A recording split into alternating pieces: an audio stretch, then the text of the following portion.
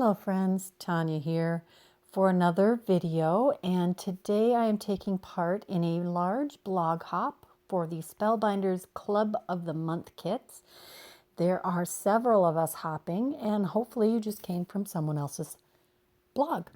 I am going to be featuring the pop-up vignette Home Sweet Home APG or Amazing Paper Grace kit and the Stamp of the Month kit to create a card with a cottage core feel.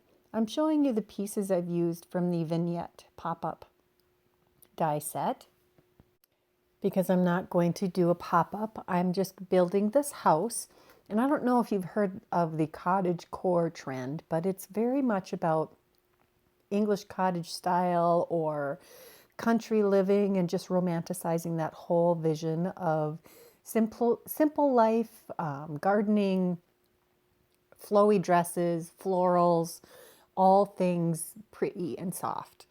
And I was going to go with that feeling. I'm putting this bright blue door on this house because I really think blue doors are amazing, or red doors, or anything bold and statement making. This die set even has a little tiny die or a little tiny doorknob that cuts out. It's on a die that has a grouping of things, including a doorstep or a window box, or however you want to use that rectangle. And this piece that can sit over your door or over a window, or however you want to imagine it. I've got these bright blue window panes that I'm also going to add to this cottage. And I had taken a bunch of copies or versions of the flowers. It's a die that cuts out 2 flower sizes and a leaf branch. And I had made several little flowers. I just layered the 2 sizes of flower petals together, and I had actually a bunch of green flower petals that I used as another leaf feel. And I layered all of those together after I did a little shaping with a stylus end, and added a gem to the center. And now I'm going to adhere those on the cottage to add to that floral feeling, that soft and whimsical feeling. And with adding these flowers, I feel like it really helps tie this in to using the Sending Floral Wishes Clear Stamp of the Month kit. That stamp is gorgeous. Now I wanted to create an embossing powder that was a combination of colors to add just a variety of color to the embossing that I'm doing. So I took, these are 3 different brands even, and I dumped them into this container. And I'm going to use those to do this background panel. I do have my gel press plate out because I have found that it is really easy to get a good stamped image with a clear block when you're using a large stamp, especially the clear stamps that don't have the cushion built in like the rubber stamps do. And I'm going to use that to stamp this large flower cluster from the Sending Floral Wishes stamp set all over this 5.5 by 8.5 inch panel with some Versamark ink. And I'm doing a very random pattern. You can see here that I did not take the protective plastic off of the back of the gel press because I like to be able to move this around however I want on my work surface. You can stick it down to your work surface if you want, but you don't have to. It comes covered with a plastic sheet over both sides of the gel press, and that's how I store mine. However, I'm using this as more of a stamping platform. So I take this home blend of embossing powders, and they are all fine details, and I am applying that to this paper or to the stamped image. And I do have to put it back in the container a couple of times because it's not a large quantity. And that's because I wasn't certain if I was going to use this again in the future, and I didn't want to waste a bunch of embossing powder. I had extra or leftover or empty, there we go, empty embossing containers. You may have noticed that there's pink in the lid. I think it was probably, well, my grandson, that grandson is 7 now. Probably 3 years ago, he took some of my embossing powder, including that bright pink, and just dumped it on the floor. Yeah. It's okay. I saved the container. I really didn't use the pink embossing powder much. And now it's a new receptacle for this mix. The next step of this, we are going to take a plain white, a shimmery white, and the embossed panel, and we're going to use some dies from the Wistful Windows die set, which is a 5x7 based or A7 sized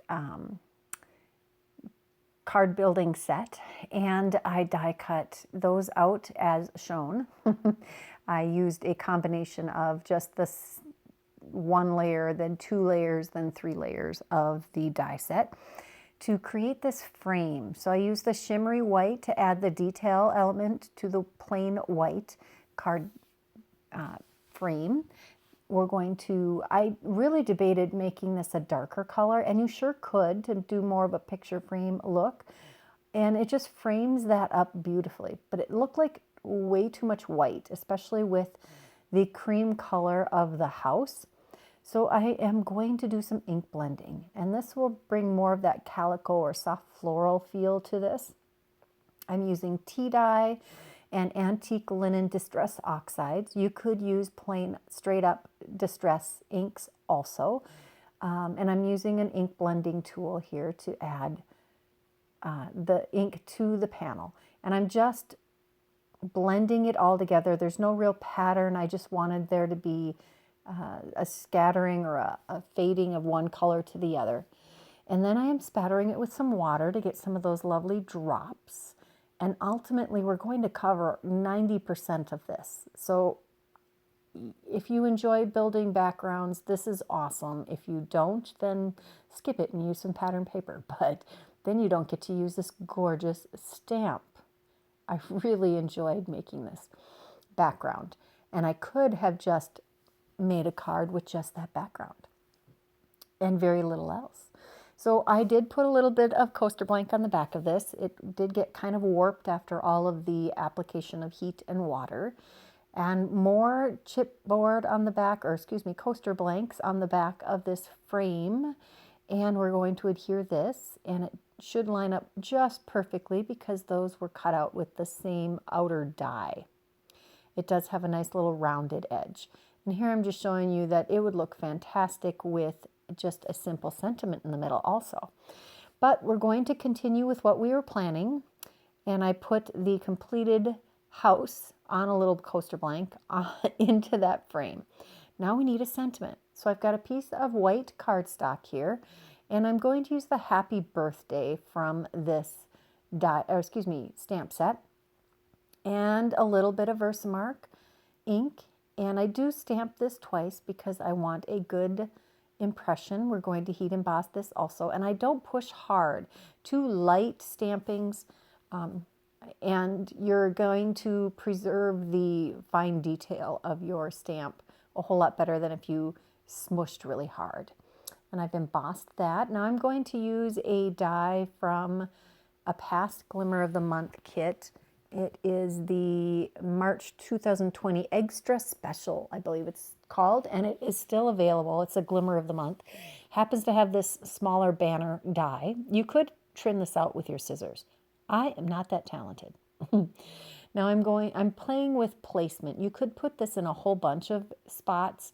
It would even fit between the flower clusters on the bottom of the card. But I wanted a little more balance, so I'm putting it a little off-centered towards the top of the card. Now for the inside of the card. This is really how I do stamp. It's always an evolving process. And if I could remember or have the idea before I got to this phase, I would definitely do the inside of the card first. However, that is not how it ever evolves for me. Okay, once in 10 probably. So I stamped that with antique linen at distress oxide right on the inside corner. And then I did add a little tea dye. I didn't add any more ink to it. Oh, here, I'm showing you, I'm using the circle from the June 2021 color. Nope, it wasn't that one. It was the large die, not the Colorblock. It's the I have Colorblock Landscape in front of me and Colorblock Circles and Stripes. They both have circles. Both would actually work because I think they're pretty much the same circle size. But I'm sure you have circle dies in your stash. Anyway, I heat embossed the sentiment. It's another stamp from the Sending Floral Wishes stamp set, and put that on the inside of the card. I hope you enjoyed this card. Let me know if you think that the flowers and the house were too different in style, or if you think that it worked out. And make sure you continue on the blog hop. There are chances to win a $50 coupon for the Spellbinders website if you go to the Spellbinders blog and make a comment there. If you haven't subscribed to this channel, please take a moment to do that. If you enjoyed this video, make sure you give it a like and come back again soon. Here are a couple more videos I think you might enjoy. Until next time, bye-bye.